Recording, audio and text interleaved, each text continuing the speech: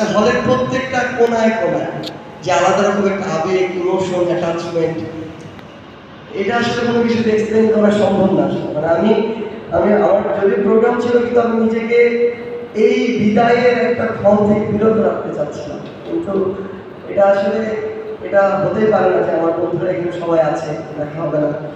আমার মনে আছে ফেব্রুয়ারির 2 তারিখে ক্লাস শেষ করে আমি যেহেতু দুজনে আমরা জুলজি ডিপার্টমেন্টে, আমরা হেঁটে হেঁটে এখানে সেই সালাম ভবনের 102 সম্ভবত, তাই 104, সরি 104 রুম আমরা দেখতে, যখন আমরা ঢুকি দেখি কয়েকজন 2-3 জন ঝাড়ু দিচ্ছে ওই রুম, আর আমরা তখন ঝাড়ু দেওয়া শুরু করলাম আর কি।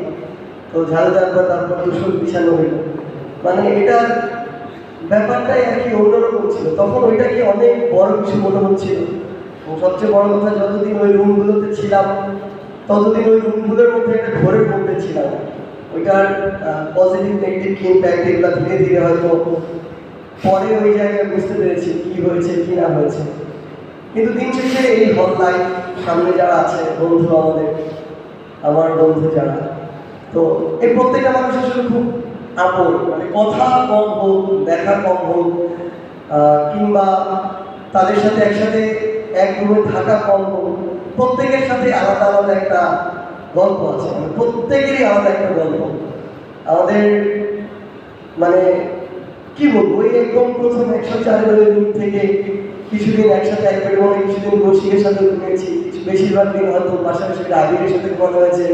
আমাদের বারান্দায় আলাদাভাবে কিভাবে বেড ফেলা হতো, আর কি কি হতো বারান্দায়, কিংবা আমাদের রুমের দুই পাশে কাতারে হচ্ছে যে তোষকগুলা দেওয়া হতো, মাঝখানে আবার সকালবেলা ভোরবেলা এসে আরেক দল 4-5 জনের, ফিরোজ বলি, পল্লব বলি, তারা এসে বেড ফালাইতো। আমরা যে 2-4 সকালে উঠতাম তাদেরকে উঠাই দিত, কিংবা এখানে এসে আসলে ফ্যানের নিচে ঘুমানো, টিভি দেখতে কোন জায়গা থেকে ভালো হবে। মানে ইভেন আমরা ডিবেটিং ক্লাবের অনেক ঘুমিয়েছি প্রত্যেকটা জায়গা, মানে এখানে ইভেন তারপর এলাকা ভিত্তিক আমাদের বিভিন্ন ইজম, যেগুলো মনে করলে এখন কিছুটা হাসিও পায়, ভালো লাগে। কিংবা আমাদের প্রত্যেকটা জায়গা আসলে এই হলের, আমি জানি ওই জিনিসগুলো ওই টাইমে অনেক রাগ ছিল, ক্ষোভ ছিল, অনেক কিছু ছিল। এখন এগুলো বিন্দুমাত্র কাজ করে না, বরং এই জিনিসগুলো আমাদের অ্যাটাচমেন্টে আসলে বিভিন্ন জায়গা থেকে বাড়িয়েছে। নয় বাংলামি করে গান টান গাইত, আবার মাঝে মাঝে আমাদের কাকুন টাকুন থেকে শুরু অনেকের জ্বালানি থাকাও যাইতো না। এই জায়গায় প্রত্যেকেই আসলে প্রত্যেকের আলাদা আলাদা স্মৃতি আছে, বলতে গেলে বাইরে সবারটাই ভালো লাগবে আসলে।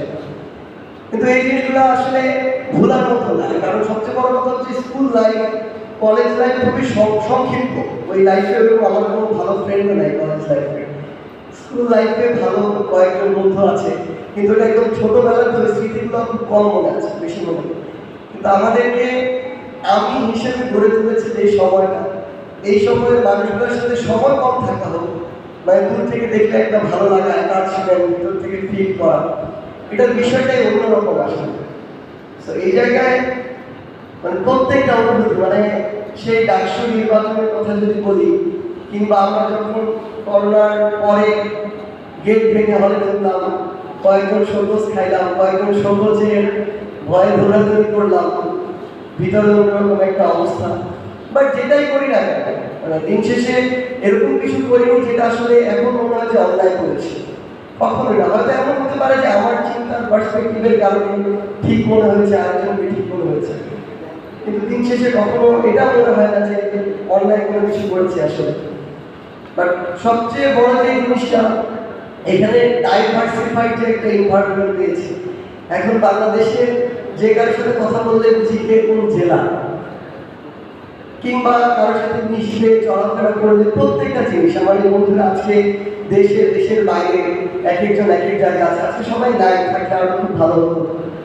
সেই জায়গা থেকে আবার এখানে আমাদের অনেকেই রয়েছে যাদের প্রত্যেকেরই আলাদা আলাদা গল্প লেখা যায় আসলে, প্রত্যেকটা মানুষ। আমি সজীবকে দেখতে পাচ্ছি অনেকদিন পর, দেখে আসলে ভালোই লাগতেছে। মানে আসলে এই জিনিসগুলো চাইলে অনেক, এগুলো ইমোশন, প্রচুর বেশি ইমোশন কাজ করে, ইমোশনটা প্রকাশও করা যায় না। সবশেষে এই লাইব্রেরির দিনগুলোতে দৌড়ানো, আন্দোলন, আজকে এখানে থাকতেও পারতাম, নাও থাকতে পারতাম। বাট দিন শেষে বন্ধুদের কাছে শুধু একটাই কথা আসলে, মানে আমাদের এই বন্ধুত্বটা সবসময় অটুট থাকুক আমাদের জায়গা থেকে। এবং এটা হতে পারে যে বিভিন্ন কারণে সবার আলাদা আলাদা ব্যস্ততা আছে, অনেকের সংসার হয়েছে, অনেকের হবে, তো সেটা থাকতেই পারে। কিন্তু বছরে যদি একবারও ডাক পড়ে আমরা যেন একসাথে হই, মানে আমাদের বিশেষ করে ছেলেদের এবং এই বয়সের ছেলেদের যে ইমোশনটা ভিতরে কাজ করে এটা পুরোটা প্রকাশ করা যায় না, পুরোটাকে আংশিকও প্রকাশ করা যায় না আসলে। সেই জায়গা থেকে মনে হয় যে আমাদের ফেসটা দেখলেই আসলে ভালো লাগা কাজ করবে অবশ্যই।